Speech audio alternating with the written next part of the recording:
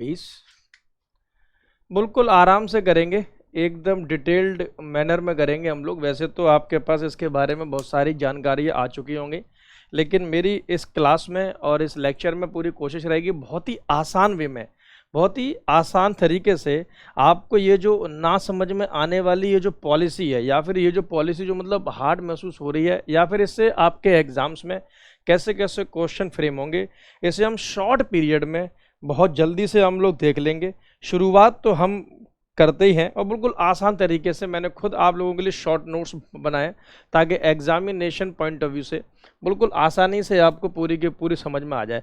सबसे पहले देखो NEP मतलब नेशनल एजुकेशन पॉलिसी 2020, राष्ट्रीय शिक्षा नीति 2020। अगर ये 2020 है तो क्या इससे पहले भी कोई पॉलिसी आई है एजुकेशन को लेके? वैसे तो आप सभी समझते हैं कि हिंदुस्तान में एजुकेशन के ऊपर गवर्नमेंट सरकार इतना फोकस नहीं करती है।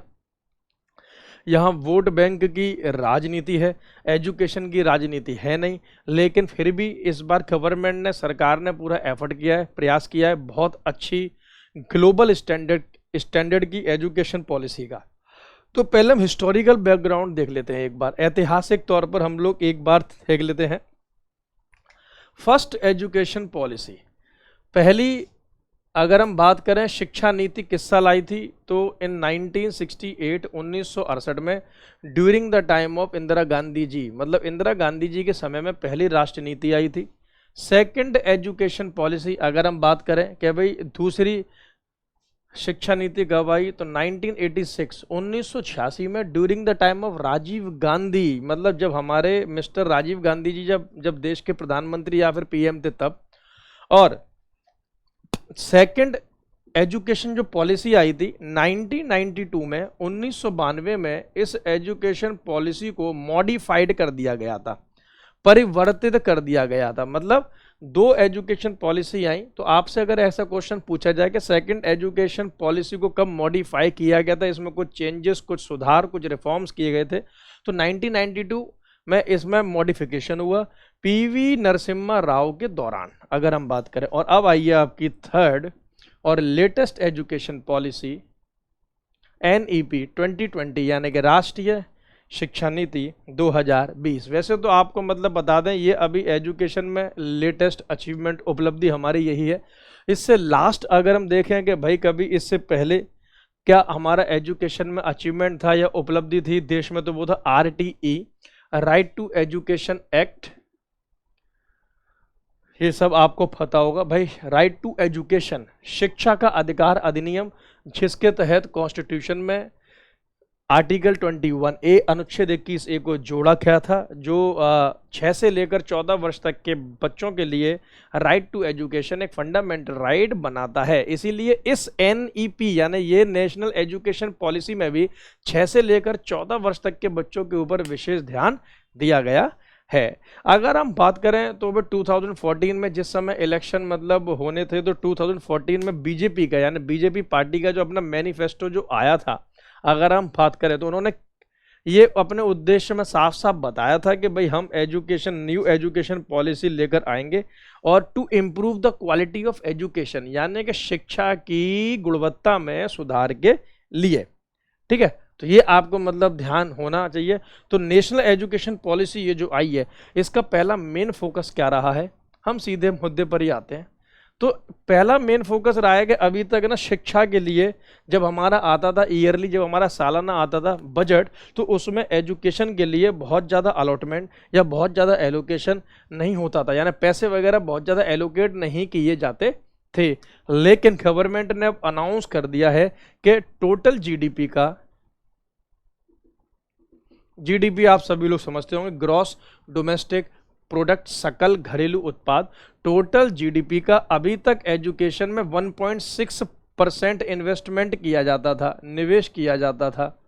अब इसे इंक्रीज कर दिया जाएगा, यानी फ्रॉम 1.62 इसे 6% कर दिया जाएगा, 6% तक अब इन्वेस्टमेंट किया जाएगा, यानी टोटल जीडीपी का 6% तक एजुकेशन में, शिक्षा के लिए निवेश किया जाएगा। तो एक तो ये बहुत अच्छी खबर है, क्योंकि अमेरिका जैसे देश 8 से 11% अपने एजुकेशन में निवेश करते हैं, और सेम चाइना, अगर हम बात करें चीन भी 8 से 11% के बीच में अपने एजुकेशन में टोटल जीडीपी का निवेश या फिर इन्वेस्टमेंट करता है। ठीक है, ये सारे पॉइंट आप लिख लेना अच्छे से।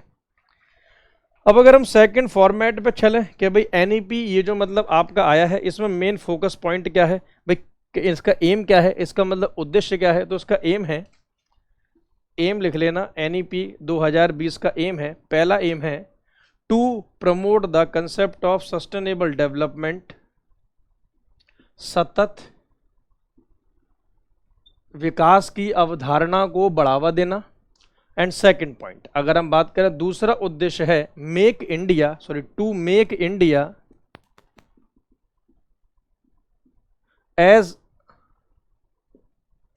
Global knowledge super power, global knowledge super power, Bharat को वैश्विक शिक्षा या ज्ञान का सुपर पावर बनाना वैश्विक स्तर पर। ठीक है, तो वैश्विक स्तर पर भारत को ज्ञान का सुपर पावर बनाना, ये इसका मेन उद्देश्य है, और वो तभी होगा जब एजुकेशन की क्वालिटी हमारे समय के साथ साथ होगी इम्प्रूव। अब बात आती है ये एनईपी 2020 को किसके द्वारा तैयार किया गया, तो लिख लेना, this policy is prepared by के कस्तूरी रंजन, के कस्तूरी रंजन, बिल्कुल एग्जामिनेशन पॉइंट ऑफ व्यू के साथ है ये। के कस्तूरी रंजन यानी फॉर्मर चीफ ऑफ इसरो, ये इसरो के पूर्व अध्यक्ष रहे हैं। ठीक है, और इनकी अध्यक्षता में अगर हम बात करें तो कमेटी की स्थापना हुई थी 2018 में, 2018 में, और 2019 में के कस्तूरी रंजन कमेटी ने अपनी रिपोर्ट को पेश किया, यानी इसरो के जो फॉर्मर रहे, ISRO Indian space research organisation अगर हम बात करें तो। अब आते हैं ये जो आपकी है एनईपी, नेशनल एजुकेशन पॉलिसी, इसके आते हैं मेन पॉइंट्स के ऊपर। तो लिख लेना हाईलाइटेड पॉइंट्स, यानी कि मुख्य बिंदु। पहला बिंदु है government will increase GER by 2035। सरकार का उद्देश्य है कि 2035 तक सरकार को एजुकेशन के फील्ड में GER को इंक्रीज करना है। GER का मतलब ग्रॉस एनरोलमेंट रेशियो, और इसे कितना इंक्रीज करना है, तो इसे करना है बाय 50%, यानी कि भाई GER 2035 तक 50% हो जाना चाहिए। GER को बड़े आसान भाषा में आप समझो, एक क्लास से दूसरी क्लास में जाने वाले हम छात्र एवं छात्राओं को GER मान सकते हैं। दूसरा हाईलाइट पॉइंट, बहुत अच्छा पॉइंट है। सेकंड अगर हम बात करें, NCF will be introduced, NCF will be introduced in school for teachers and adult education, यानी शिक्षक टीचर्स के लिए और एडल्ट एजुकेशन के लिए, वयस्क शिक्षा के लिए NCF भी सरकार लेकर आएगी। इस पॉलिसी में इसकी घोषणा हुई है। NCF का मतलब आप बहुत टाइम से जानते होंगे, आपने सुना होगा national curriculum framework, national curriculum framework. ठीक है, तो ये आएगा। नेक्स्ट आप हाईलाइट पॉइंट लिख लें, मीडियम ऑफ एजुकेशन के ऊपर विशेष जोर दिया गया है। शिक्षा का माध्यम क्या, मीडियम ऑफ एजुकेशन अगर हम बात करें तो अगला पॉइंट है, अगर हाईलाइट पॉइंट की हम बात करें तो मीडियम ऑफ एजुकेशन, शिक्षा का माध्यम। भाषा का बड़ा दिक्कत था, इंग्लिश मैंडेटरी कर देते थे। ठीक है, नहीं अंग्रेजी में आपको पढ़ना ही पढ़ना है, चाहे इंग्लिश समझ में आए चाहे ना आए, चाहे जो हमारी फैमिली, जो हमारा घर है। ठीक है, तो हाई भाई इंग्लिश मेन टारगेट होता था। एजुकेशन से किसी को कोई मतलब नहीं होता था, नॉलेज से किसी को कोई मतलब नहीं होता था, बल्कि आप सभी को पता होगा नॉलेज हैज़ नो मीडियम, ज्ञान का कोई माध्यम नहीं होता, नॉलेज हर भाषा में नॉलेज ही रहती है। तो मीडियम ऑफ एजुकेशन की तो बात करें तो टिल 5th स्टैंडर्ड, 5वीं कक्षा तक आप अपनी होम टंग या मदर टंग का इस्तेमाल कर सकते हैं। ठीक है, इसका ऑप्शन रहेगा। और इंग्लिश सिर्फ पढ़ाया जाएगा एज एन सब्जेक्ट, यानी कि अंग्रेजी जो रहेगा वो विषय के तौर पर पढ़ाया जाएगा। और 5वीं तक अगर हम मतलब बात करें तो शिक्षा का माध्यम घरेलू भाषा यानी रीजनल क्षेत्रीय भाषा, आप जिस किसी स्टेट या राज्य से हैं, या फिर मदर टंग आपकी जो मातृभाषा है उसमें आपको मतलब पढ़ाया जाएगा, ताकि आपको कोई भी दिक्कत ना हो। और इन सभी की देखरेख के लिए, लिख लेना अगला पॉइंट, इन सभी की देखरेख के लिए गवर्नमेंट विल सेटअप हैकी, सरकार के द्वारा हैकी की स्थापना की जाएगी। तो अभी तक ये बॉडी नहीं है हमारे पास, एक अभी तक एचआरडी मंत्रालय ही लगभग सबको देखता है, लेकिन अब एक हैकी आएगा। हैकी की आप फुल फॉर्म लिख लो, higher education commission of India. Higher education commission of India will be set up. तो गवर्नमेंट हैकी की स्थापना करेगी। हायर एजुकेशन के ऊपर ज़्यादा विशेष दिया जा रहा है जोर, क्योंकि यहीं पर आके बच्चों के माइंड में सबसे ज़्यादा स्ट्रेस होता है। ठीक है, सबसे ज़्यादा तनाव इसी एजुकेशन को लेकर। तो लेकिन है कि हायर एजुकेशन 2 मामलों को नहीं देखेगी। तो आप लिखना एक्सेप्ट मेडिकल, चिकित्सा से संबंधित जो एजुकेशन होगी उससे हैकी को कोई मतलब नहीं है, प्लस लीगल एजुकेशन, वैधानिक। ठीक है, तो लॉ वगैरह से भी हैकी को कोई मतलब नहीं रहेगा। ठीक है, अगर हम चलते हैं अगले पॉइंट की तरफ, तो जो बहुत ही अच्छा पॉइंट है मेरे सामने, मैं बिल्कुल पूरी एजुकेशन पॉलिसी पढ़ी मैंने, जो 60 से 70 पेज की है, उसमें जो कुछ भी मुझे आपके लिए इंपॉर्टेंट मिला कि आपके एग्जामिनेशन पॉइंट ऑफ व्यू से ये महत्वपूर्ण, मैं बिल्कुल एकदम गागर में सागर क्रीम पॉइंट्स आपके सामने एकदम लेकर आया हूं। लिख लेना, एमफिल जो होती है, एमफिल विल बी डिसकंटिन्यूड या टू बी डिसकंटिन्यूड। अब एमफिल नहीं होगी। ठीक है, तो मास्टर ऑफ फिलोसफी आप किसी सब्जेक्ट में नहीं होगी, किसी टॉपिक में नहीं होगी, इसे डिसकंटिन्यू कर दिया जाएगा। फॉरेन यूनिवर्सिटीज, विदेशी विश्वविद्यालय, सारे पॉइंट काम के हैं, नोट कर लेना अच्छे से किसी नोटबुक में। Foreign universities may be set up या to be set up campuses in India, विदेशी विश्वविद्यालय भारत में अपने कैंपसेस की स्थापना कर सकेंगे, इसकी मंजूरी हो गई है। Counselling system will be introduced, counselling व्यवस्था की स्थापना की जाएगी एजुकेशन में, स्पेशली हायर एजुकेशन में। मतलब बच्चा स्ट्रेस में तो नहीं है, इमोशनली उसको समझाया जाएगा, भावुकता से भी, प्रैक्टिकली भी, उसे सारे पहलू के हिसाब से सब कुछ बताया जाएगा। अगर हम बात करें तो काउंसलिंग सिस्टम इंडिया में लॉन्च की जाएगी। एक सेकेंड, और भी पॉइंट्स अच्छे आपके लिए। ठीक, बहुत बढ़िया। हाँ, समझ गया। चलो, इस पेज का तो काम खत्म हो गया। चलिए, अब हम मतलब बात कर लेते हैं आपकी कि अब ये जो नया सिस्टम आएगा, ये सिस्टम एक्चुअल में होगा कैसा। तो अब आप मतलब हम लोग देखते हैं कि न्यू स्ट्रक्चर आपका क्या सेटअप होगा। तो नेशनल एजुकेशन पॉलिसी में आपको पता ही है 10+2 सिस्टम इज अबॉलिश्ड, खत्म कर दिया गया है। 10+2 व्यवस्था को, एजुकेशन सिस्टम को एंड कर दिया गया है, खत्म कर दिया गया है। 10+2 आप समझते ही होंगे। ठीक है, कि भाई पहले 10 से 16 साल के बीच में आपको 10th पास करनी होती थी, फिर मतलब आखिरी के 2 ईयर में यानी कि 16 से लेकर 18 के बीच में 12th पास मतलब करनी होती थी। ऐसा सिस्टम आपका होता था। इसकी जगह अगर हम बात करें तो न्यू सिस्टम जो आया है आपको पता ही होगा, 5+3+3+4 यानी 5 3 3 4, 5+3+4 इस सिस्टम को लॉन्च किया गया है। इसमें क्या होगा, तो इसमें बड़ा सिंपल सी मतलब बात है कि स्टार्टिंग के 5 इयर्स बच्चे के जो एजुकेशन के जो होते हैं, स्टार्टिंग के 5 इयर्स की अगर मतलब हम लोग सिंपली बात करें तो इसे 2 भागों में बांट दिया जाएगा। हम एजुकेशन सिस्टम की बात कर रहे हैं, किसी बच्चे का नहीं। ठीक, तो 5 ईयर जो इसे 2 भागों में बांट दिया जाएगा। एक तो प्री स्कूल, आंगनवाड़ी या फिर प्ले ग्रुप के नाम से हमें इसे जानते हैं, प्री स्कूल, कि इसे सेट किया जाएगा 3 से लेकर 6 साल का बच्चा।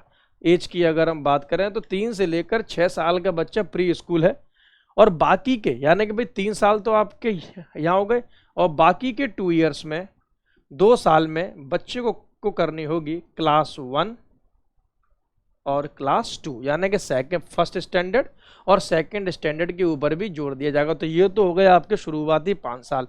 अच्छा, ये जो प्री स्कूल जो है, यूरोपियन स्कूल एजुकेशन सिस्टम में भी ऐसा ही होता है, इसलिए pre school is a global standard. ये एक वैश्विक मानक है और इससे इंडिया ने ये इंडिकेट किया है कि ये हम लोग ग्लोबल स्टैंडर्ड की ओर हैं। प्लस ये हो गया 3 साल। आगे के जो 3 साल होंगे इसमें मतलब बच्चे को करनी होगी, अच्छा इसकी मैंने एज नहीं बताई, इसकी एज आपकी होगी 6 to 8 ईयर्स, 6 से लेकर 8 साल तक का बच्चा। आगे के ये जो 3 साल जो होंगे इसमें मतलब करने होगी 3 to 5, क्लास 3 to 5, 3 से लेकर 5वीं क्लासेस स्टैंडर्ड कंप्लीट करनी होगी। अगर एज की बात आए तो 8 से लेकर 11 की एज, तो 8 से 11 के बीच में ये। नेक्स्ट 3 साल, अगले 3 साल को बच्चे में को करने होंगे क्लास 6 to 8, 6वीं से लेकर 8वीं कक्षा तक के लिए ये रखा गया 11 to 14 ईयर्स, 11 से लेकर 14 वर्ष तक के बच्चों के लिए। और आखिरी के 4 साल अब आप समझ ही गए होंगे, क्योंकि फॉर्मूला क्या है 5 3 3 4, आखिरी के 4 साल रखे गए हैं 9 to 12, ये 4 ईयर्स, और एज जो मतलब रहेगी वो रहेगी 14 to 18, यानी 14 से लेकर 18 साल की उम्र तक। इसमें एक और बात ऐड करने वाली है, क्लास 6 से कंप्यूटर एजुकेशन सिस्टम स्टार्ट हो जाएगा, कोडिंग सिस्टम जिसे हम लोग बोलते हैं, कोडिंग सिस्टम स्टार्ट हो जाएगा, और बच्चा इंटर्नशिप मतलब कर सकता है। इंटर्नशिप का मतलब है कि अगर उसे कंप्यूटर में इंटरेस्ट है तो किसी भी कंपनी में जाकर मतलब 1-2 साल अपना इंटर्नशिप कर सकता है, वहाँ से नॉलेज ले सकता है। अब ये सब होगा या नहीं होगा, ठीक है, अब इसके ऊपर क्या होगा, तो इसके लिए गवर्नमेंट के द्वारा एक फाउंडेशन या एक एजेंसी की स्थापना की जाएगी। तो नोट बना के आप लिख लें, government will be setup national research foundation. ये इन सभी की मतलब क्वालिटी ऑफ एजुकेशन के देखने के लिए एपेक्स बॉडी होगी, सबसे सर्वोच्च संस्था होगी हिंदुस्तान में देख रेख के लिए कि जो कुछ भी गवर्नमेंट ये नई एजुकेशन पॉलिसी लेकर आई है mainly for in higher education, ये सब कुछ अच्छे से लागू हो रहा है या नहीं हो रहा है, इम्प्लीमेंटेशन हो रहा है या फिर नहीं हो रहा है। तो ये तो आपका हो गया 5+3+3+4, ठीक। अब हम आगे चलते हैं, आपके लिए कुछ और अच्छे पॉइंट्स हैं हमारे पास। हाँ, अब हम आते हैं एजुकेशन में। अगर हम बात करें तो आफ्टर +2 यानी +2 के बाद क्या स्टैंडर्ड होगा। तो अभी तक क्या होता था कि जैसे ही आप मतलब 12th पास होते थे तो 12th पास होने के बाद क्या होता था कि भाई 12th के आधार पर आपको कॉलेज में एडमिशन मिलता था। लेकिन अब आपके अगर 10+2 यानी अगर हम बात करें 12th में अगर आपके मार्क्स कम भी हैं और अगर बच्चों को लगता है कि नहीं मेरे मार्क्स कम है, तो वो कॉलेज में एडमिशन के लिए कैट का एग्जाम देगा। कैट का मतलब कॉमन एप्टीट्यूड टेस्ट अब लॉन्च किया गया है। तो कॉमन एप्टीट्यूड के मार्क्स प्लस 12th के मार्क्स, इन दोनों के मार्क्स ऐड होने के बाद एडमिशन का इवैल्यूएशन होगा। हो सकता है कि भाई 12th में बच्चे का तब तक पढ़ाई में इंटरेस्ट ना हो, लेकिन अब मतलब इंटरेस्ट है, तो इसको देखते हुए, क्योंकि भाई इंटरेस्ट एजुकेशन में कभी भी आ सकता है, किसी को कुछ इसके बारे में नहीं पता।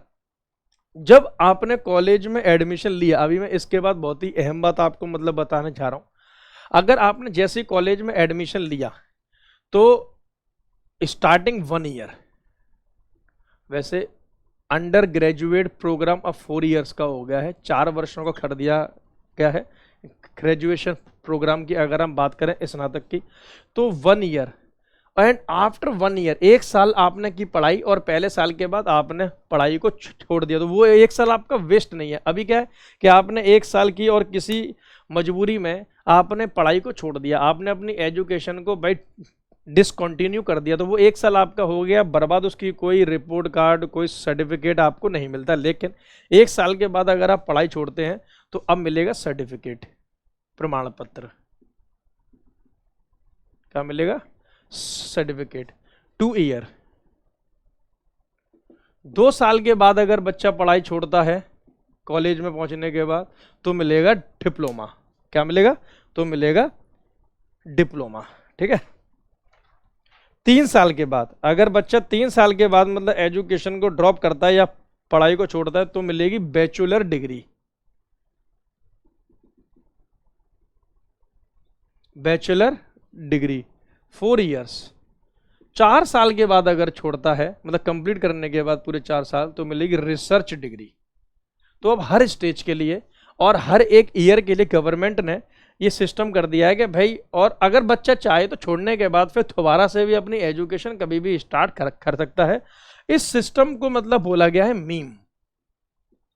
क्या बोला गया है? मीम। यहां मीम का मतलब है मल्टी एंट्री और मल्टी एग्जिट सिस्टम। ये यूरोपियन मॉडल है। मल्टी एंट्री और मल्टी एग्जिट सिस्टम, कभी भी आए और कभी भी जाएं, एजुकेशन के लिए स्ट्रेस लेने की बिल्कुल भी आवश्यकता नहीं है।